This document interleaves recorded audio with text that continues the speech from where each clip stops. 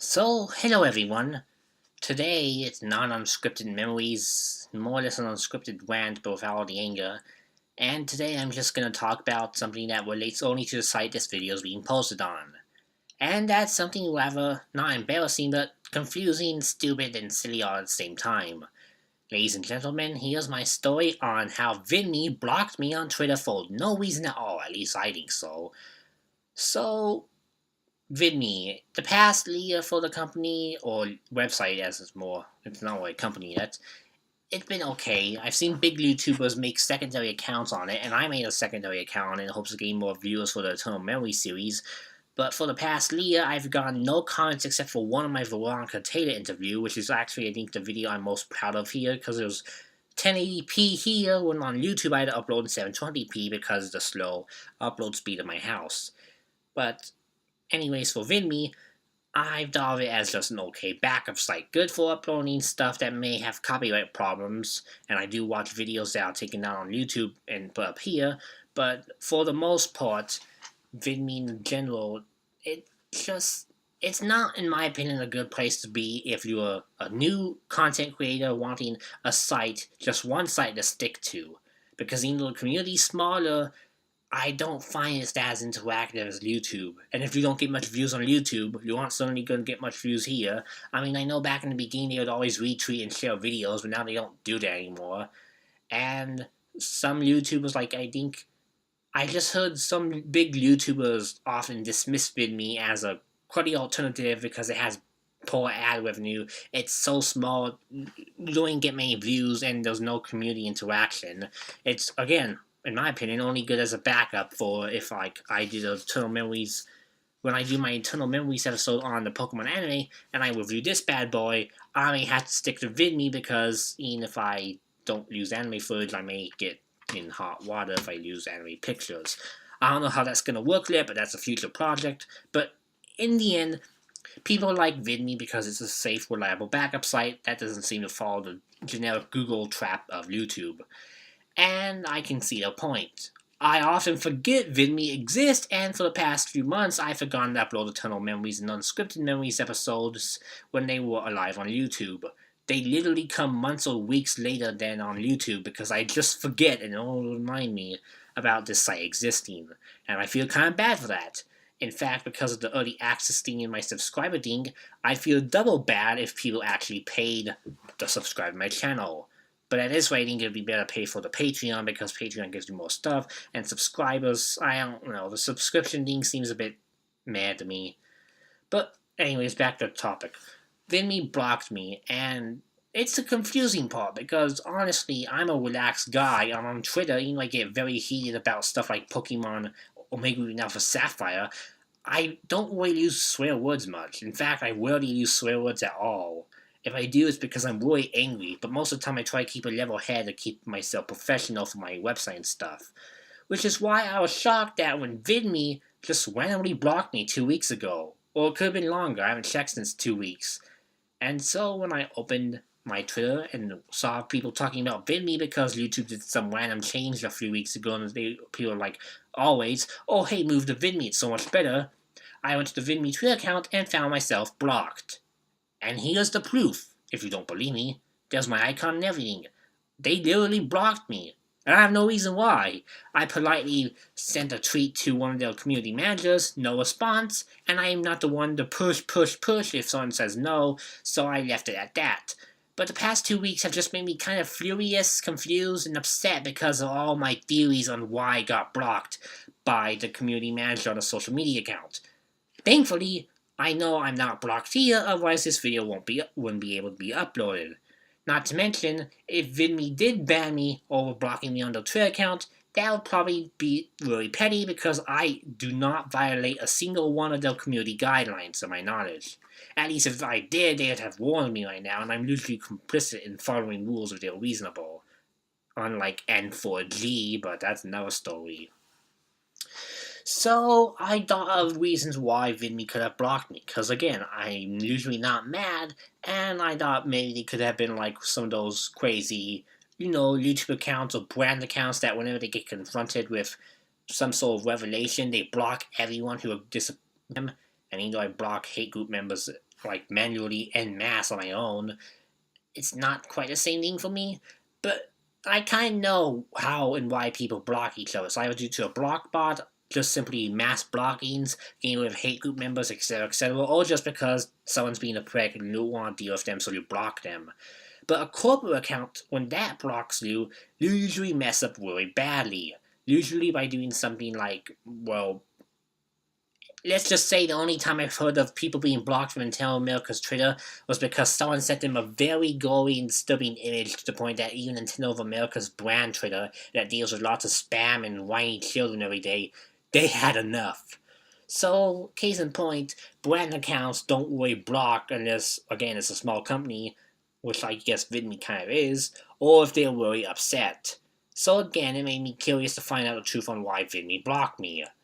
And, well, I haven't gotten any answers, I don't think I will, maybe if I upload this video, but I have some theories because I can see, from my point of view, things that may have made the company mad or not see my point. The first point is that way back in July of 2017, which is only like, wow, 3 months ago, or 2 months ago, I guess, there was this whole net neutrality debate, and every year, I'm gonna get a bit political here, and I hate politics, they are cancer, so I feel for you if you hate hearing this. I'm gonna make this short because I hate hearing this. But net neutrality is something that, like, I believe people push for because it prevents the government from making, like, computer plans the same as crappy cable plans, so you have to pay more for channels like HBO, Stars, and stuff, and it gets really taxing on the bill. I mean, you do have to pay for better upload speeds, or you could end up with crappy companies like CenturyLink or Comcast, but that's another story entirely. But people have been pushing for net neutrality because they don't want to be thrown away, because sometimes there are companies that like to throw away because they think, I guess, charging consumers money will make them rich, and that's not good. I stand by that. I don't think removing net neutrality is a good idea. What I think is also a terrible idea is shutting it down the throats of everyone who comes to the website or checks their email. I swear, since 2012, every frickin' year, there's been a stupid, whiny baby bitching period where random people complain about this random act or random day, literally just a random day, to protest for internet rights and safety, as if you don't protest, they'll be taken away, like, suddenly, even though most of the time these hearings take months and months to set up and whatnot, and also the fact that these issues are worth fighting for more than a day. So whenever I saw, let's say, SOPA back in 2013, everyone bitched about that and it drove me insane on DeviantArt, I basically just ignored it, and people who were like protesting and whatnot, I just thought they were being overreacting and overreactionary. It was bad, I didn't want it to be passed, but I just simply pray and hope for the best, because quite frankly, you can't do much if you're not a congressman, unless you know how to contact them. So for net neutrality, every time there's like a day or a special event that is against it, I usually just ignore the context, because quite frankly, I think we should fight for net neutrality every day, not just on one random day in July. It's kind of stupid. In my honest opinion, it's perfectly fine to fight for that. In fact, I think we should, but I think it's stupid when it's only on one day and when companies shove it down the throats of people who don't want to deal with it at all. Two companies on that day kind of made me upset. Now, believe it or not, the company that made me upset the most was not Vidme. In fact, they did it in a respectful way, and I did get confrontational at them, which I'll point out later. I was moderately respectful compared to how I dealt with Twitch. Twitch was pretty crappy about it. To be honest, if you had the language set to English United States, which is, I guess, people from Canada or the United States or Mexico who can speak English, you had this gigantic red-ass border on the top of the screen that would not go away and kept basically nagging at you to be, like, for net neutrality. And there were funny emojis, like, of spinning wheels, that slow down throttling crap. It was basically just shoving it down the throats of people who didn't want to deal with it. Normally, if you want to be a website owner and let people know, hey, let's push for this cause, you do a pop-up, tell them they can close it, and once you close it, you can go on the day, maybe support if you want to, or maybe, since Twitch is streaming, stream in support of it. I saw a lot of people did that, and it was perfectly fine. But again, the big red banner on all videos that was not removable unless you did a very convoluted method. It was just stupid and, quite honestly, very petty and kind of more cumbersome than it was helpful, in my opinion. Because from my point of view, I knew lots of Canadians who literally could do jack crud about the bill and the whole net neutrality crud because they're not in the United States. They're Canadians. That because their English United States language is the same in Canada, they got the same red bar warning message that we did. And I know a few of my Canadian friends were very agitated and found it more of a hindrance than someone pushing for an actual cause. Because, again, it was trying to be edgy and showing a point of people going, oh, hey, net neutrality is really important. You must keep it or else bad things can happen. Even though if directly did get removed, which I don't think would happen for other reasons, Canada wouldn't be affected by it at all unless their government decided to do it and remove it, and that would be their problem. It's complicated. Politics are cancer again. But case in point, I got a bit mad at Twitch for being buttheads with the red banner. You know, I did see the point, but again, I think you should push for stuff like that on all days, not just one. And so I found out through some people on Twitter that you could disable that annoying red bar by going to your language settings and changing it to another country for the day. Because in other countries, again, net neutrality push wasn't really, it didn't exist. So, even though I was mad at Twitch and I got a lot of people very upset that I even considered offering people who were legitimately annoyed a solution to ignore the message about net neutrality because A, they didn't want to be shoved down their throats, or B, they got the message but want to stream or watch the content creators without a big red banner in front of on the top of the screen. It was pretty much just something I did out of, for my friends on Twitter who were understandably annoyed at having it pop up everywhere. Vidme, on the other hand, I was a bit confrontational with them, and I apologized for that. I did think I went a bit overboard. What basically happened was, because I was grumpy from Twitch, later that day, Vidme sent a letter through email to all of its users, basically telling them to sign some petition for the net neutrality bill to get it, in place so that way no one repeals it.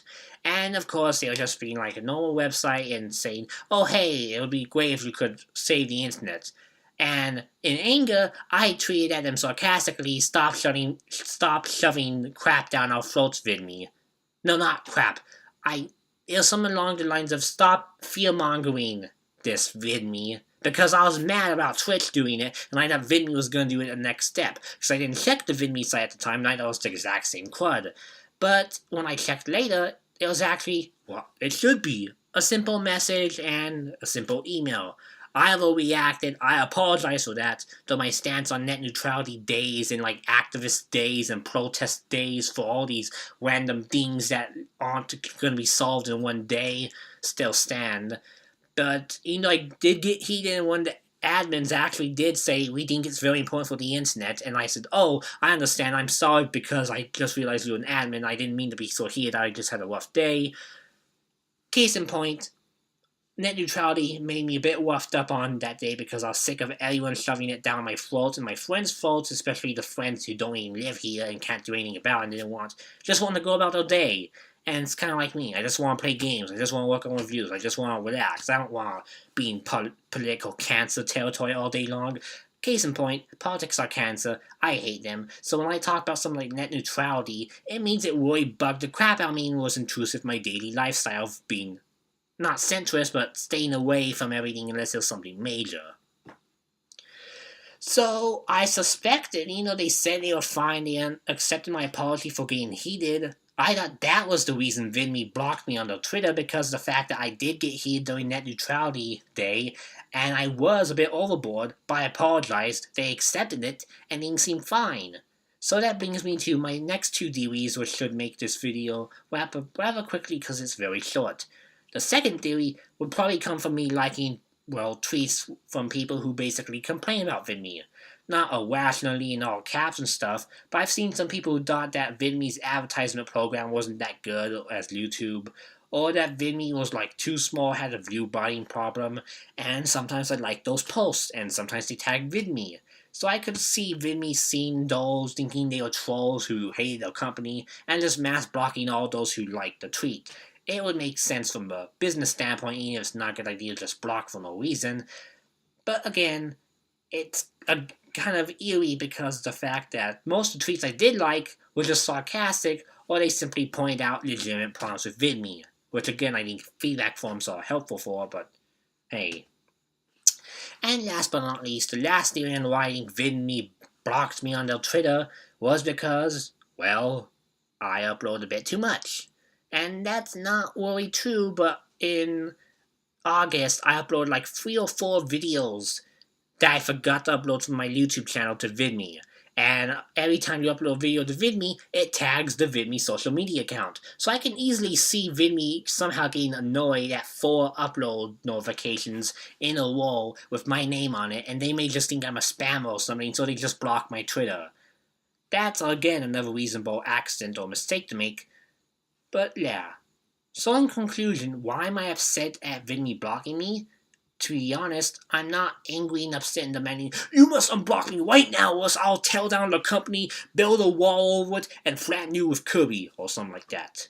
No, the reason I'm confused is because when I looked up Vidme blocked me or Vidme blocked on Twitter to see if other people had my incident, or maybe if they're on a blocking spree, the only other person I could find that was blocked by Vidme and said he was blocked was a white supremacist neo-Nazi nutcase. And I hate hate group members. A lot. So to see myself essentially being treated like someone who was in that hate group, it made me feel really upset. Kind of because I feel like, A, I don't think they meant it that way, but I think they thought I was just being so bad somehow that I was associated with a hate group. And I hate hate groups, and I don't want any deal with them, and so when I'm grouped with one, even on accident in terms of being blocked by the same Twitter account that blocked hate group members, like everyone should on Twitter, it kind of made me a bit upset. And that's why I kind of want to get to the bottom of this, make this rambly vlog video that probably didn't need to exist on why I suspected Vidme blocked me. And hey, if Vidme staff are watching this, you can unblock me on Twitter. I mean, I'm not going to get mad or snappy unless you say I'll make Green Alpha Sapphire the best game ever made. Then maybe I'll challenge you to a Pokemon battle in Emerald version. But yeah, for the most part, it was just a mystery to me, and I like mysteries. Now they're confusing, and I'm happy that my Vidme account isn't banned, otherwise I wouldn't be able to share this video, and I think I'd be a lot more upset considering how Vidme's policy is supposed to be that it's, well, not as strict and not as, well, cruel as YouTube can be sometimes. Except the hate groups, they deserve to be shut down. But again, politics are cancer. I'll probably get burned just from this video alone because this late at night and I'm going unscripted without edits. Even less editing in an unscripted memories episode. But yeah, I got blocked from Vidme's Twitter, don't know why, gave some theories, and maybe you guys in the comments if you exist, because I know you do because of the OhanaCon video, maybe you can share some theories on why I got blocked. I mean, I always try to be nice, I like helping people. Oh, and that reminds me, before I end this video, I'm gonna go get an item I have to prove that I joined Vidme last year. Well, one half of an item.